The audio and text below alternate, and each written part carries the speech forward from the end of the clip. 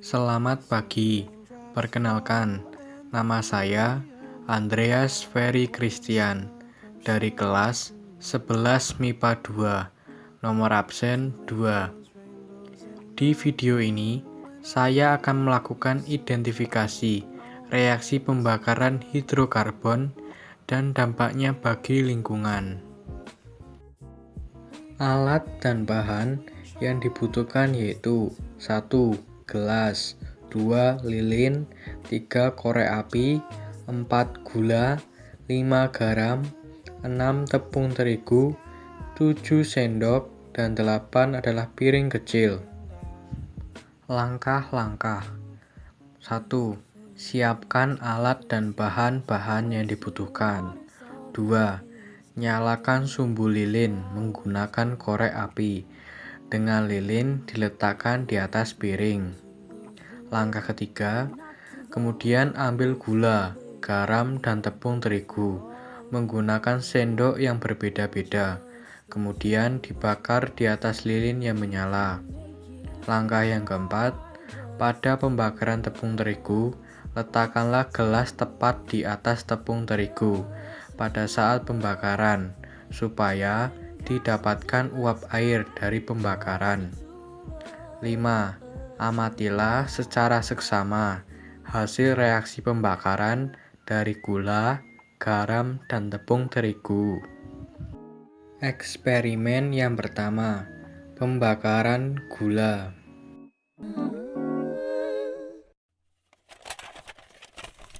See the crystal raindrops fall, and the beauty of it all is when the sun comes shining through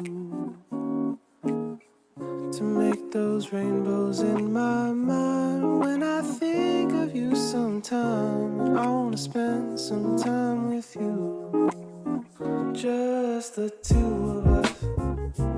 We can make it if we try, just the two. Pada saat sebelum mengalami reaksi pembakaran, mula-mula gula berbentuk butiran-butiran kecil, kemudian berubah menjadi cair dan meleleh. Hal ini menandakan bahwa gula memiliki unsur hidrogen. Unsur hidrogen pada gula juga dapat dipastikan karena muncul asap pada saat pembakaran. Gula juga memiliki unsur karbon yang dibuktikan pada saat pembakaran gula berubah warna menjadi kecoklatan yang menandakan bahwa terdapat unsur karbon pada gula. Eksperimen kedua, pembakaran garam. Building castles in the sky, just the two of us, you and I.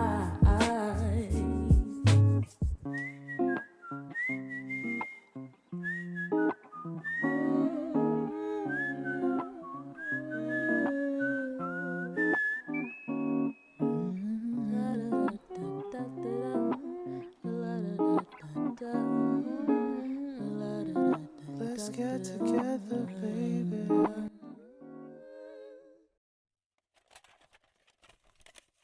Pada saat dipanaskan, garam menghasilkan sisa yang menandakan bahwa garam tidak habis dalam pemanasan.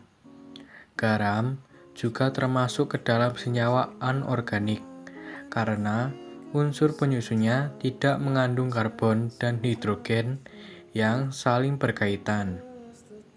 Perubahan warna dan wujud pada garam yang mula-mula butiran kecil berubah menjadi kristal karena terdapat unsur karbon. Garam juga mengandung unsur hidrogen. Hal ini dibuktikan dengan adanya asap hasil pembakaran tersebut. Garam setelah dipanaskan berubah menjadi mengkristal. Warna berubah menjadi putih keabuan serta tidak berbau. Eksperimen yang ketiga, pembakaran tepung terigu. We gotta go for all we know, just the two of us. We can make it if we try, just the two of us. Just the two of us. Just the two of us. Building castles in the sky. Just the two of us, you and I.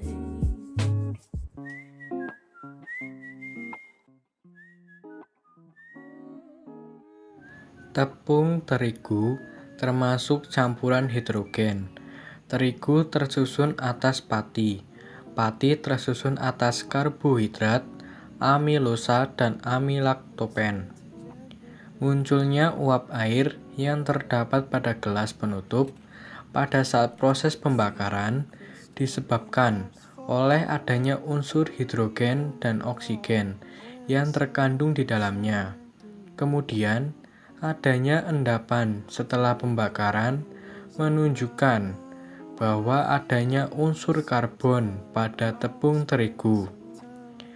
Tepung terigu juga berubah menjadi mengeras, warna berubah menjadi kecoklatan, serta tidak terdapat bau yang menyengat.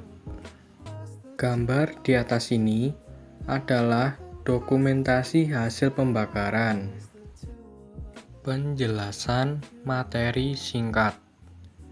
Hidrokarbon adalah senyawa karbon yang hanya terdiri dari unsur karbon dan hidrogen. Senyawa hidrokarbon dibedakan menjadi 1. Hidrokarbon alifatik, yaitu senyawa hidrokarbon yang rantai C-nya terbuka, baik bercabang maupun tidak. Hidrokarbon ini terbagi menjadi A. Hidrokarbon jenuh, yaitu senyawa hidrokarbon yang ikatan antar atom C-nya jenuh atau berikatan tunggal. Contohnya etana. B. Hidrokarbon tak jenuh, yaitu senyawa hidrokarbon yang ikatan antar atom C-nya tidak jenuh atau berikatan rangkap. Bila antar atom C berikatan rangkap 2 disebut alkena, sedangkan jika rangkap 3 disebut alkuna. 2. Hidrokarbon siklik, yaitu senyawa hidrokarbon yang rantai C-nya melingkar dan lingkarannya memungkinkan mengikat rantai simpang. 3. Senyawa karbosiklik adalah senyawa siklik yang lingkarannya hanya terdiri atom karbon. Senyawa ini terdiri atas senyawa alisiklik atau ikatan tunggal dan aromatika yang berikatan tunggal dan rangkap. 4. Senyawa heterosiklik, yaitu senyawa siklik yang pada lingkarannya selain atom C terdapat juga atom lain, misalnya atom O, S, dan N. Reaksi pembakaran hidrokarbon.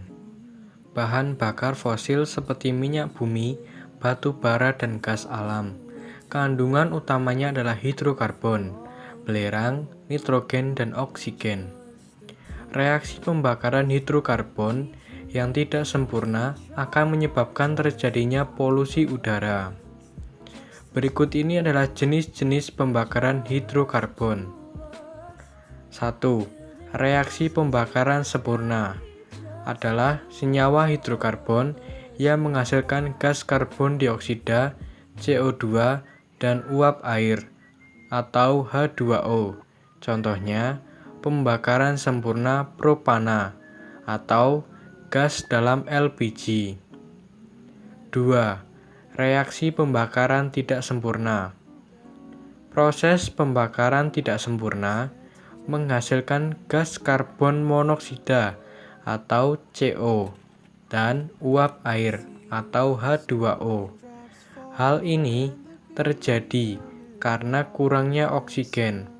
Contohnya, pembakaran tidak sempurna pada propana atau gas dalam LPG. Dampak reaksi pembakaran hidrokarbon terhadap lingkungan. Penggunaan hidrokarbon di sektor transportasi dan industri memberikan dampak negatif terhadap pencemaran lingkungan kita.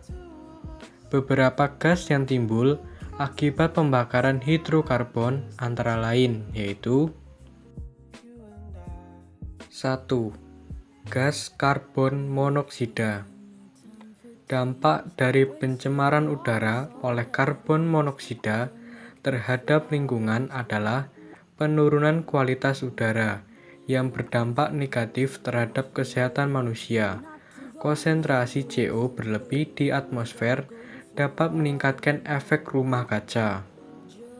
Karbon monoksida adalah gas pencemar udara yang sangat berbahaya bagi tubuh manusia karena dapat berikatan dengan hemoglobin dalam tubuh, sehingga pengikatan oksigen oleh darah menjadi terganggu. Bahkan, jika menghirup gas CO dalam kadar tinggi, dapat menyebabkan kematian. Jika dalam kadar sedikit, dapat menyebabkan berbagai macam penyakit seperti sakit kepala, mata kunang-kunang, lemas, dan mual-mual. 2. Gas karbon dioksida. Gas ini dapat merusak lingkungan karena sifatnya yang dapat memantulkan radiasi panas matahari, sehingga menyebabkan peningkatan suhu di permukaan bumi atau pemanasan global. Peningkatan gas CO2 di udara dapat menyelimuti atmosfer bumi, sehingga radiasi panas matahari tidak dapat dipancarkan keluar ke angkasa, namun memantul kembali ke bumi.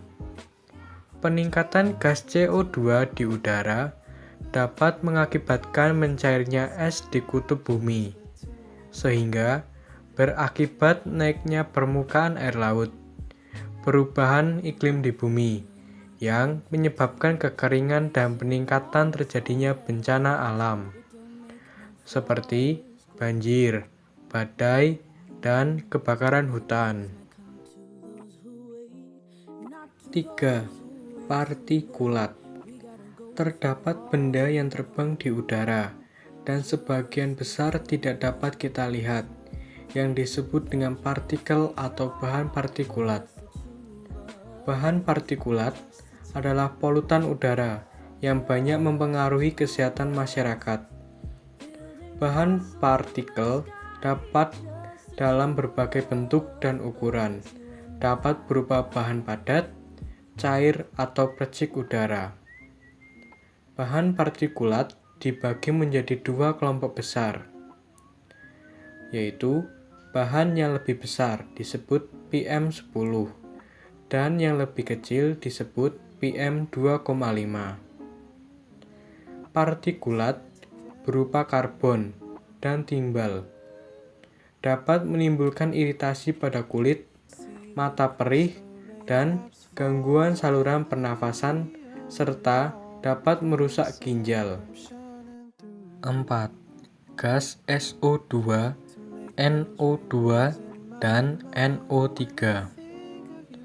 Berikut ini adalah dampak dari gas SO2, NO2, dan NO3 terhadap lingkungan dan tubuh makhluk hidup. 1. Rusaknya sel pembunuh bakteri di saluran pernafasan. 2. Iritasi pada saluran pernafasan. 3. Menurunnya kecepatan pertumbuhan tumbuhan. 4. Korosi serta pelapukan terhadap bangunan. 5. Meningkatnya suhu permukaan bumi. 6. Hujan asam. Gas sulfur dioksida atau SO2 menimbulkan iritasi dan hujan asam yang bersifat korosif. Oksida NOx menghasilkan asam kabut atau smog. Cara-cara mengurangi dampak pembakaran hidrokarbon. Kita dapat mengurangi dampaknya dengan cara-cara seperti berikut ini. 1. Pembuatan taman kota atau melakukan penanaman tumbuhan penyerap polutan. Penghijauan atau pembuatan tanaman kota untuk melindungi lingkungan dan mengubah gas buangan CO2 menjadi O2 melalui proses fotosintesis. 2. Mengurangi pembakaran yang berlebihan. Untuk mengurangi dampaknya, maka pembakaran berlebih harus dihindari. Misalnya, dapat dilakukan dengan cara mengurangi penggunaan kendaraan pribadi, serta beralih menggunakan kendaraan umum. Kita juga dapat memisahkan diri untuk berjalan kaki jika menempuh jarak yang dekat. 3. Memastikan pembakaran berlangsung sempurna, agar tidak timbul karbon monoksida atau penggunaan EFI, atau Electronic Fuel Injection, pada sistem bahan bakar. EFI atau Electronic Fuel Injection pada sistem bahan bakar kendaraan akan menghasilkan pembakaran sempurna, sehingga dapat mengurangi emisi gas polutan.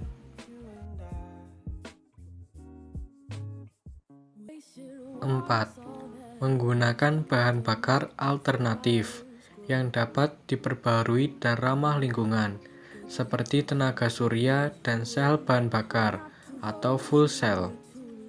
Sel bahan bakar atau fuel cell melibatkan reaksi antara O2 dan H2 dengan produk reaksi yang ramah lingkungan, yaitu H2O. 5. Menggunakan konverter katalitik pada sistem buangan kendaraan knalpot. Konverter katalitik pada sistem buangan kendaraan bermotor dapat mengubah gas buang seperti CO, HC, O2, dan NO2 menjadi gas yang lebih aman, yaitu N2, CO2, dan H2O. Demikianlah beberapa hal yang dapat saya sampaikan. Sebelumnya, saya mohon maaf yang sebesar-besarnya apabila di dalam penyampaian tadi mungkin ada kesalahan kata atau beberapa pernyataan yang menyinggung. Mulai hari ini, marilah kita berusaha bersama-sama untuk mengurangi dampak negatif dari pembakaran hidrokarbon yang semakin besar, dan bersama-sama untuk menjaga lingkungan supaya tidak tercemar dari berbagai macam polutan. Sekian dari saya, dan terima kasih telah menonton video ini. Just the two of us, just the two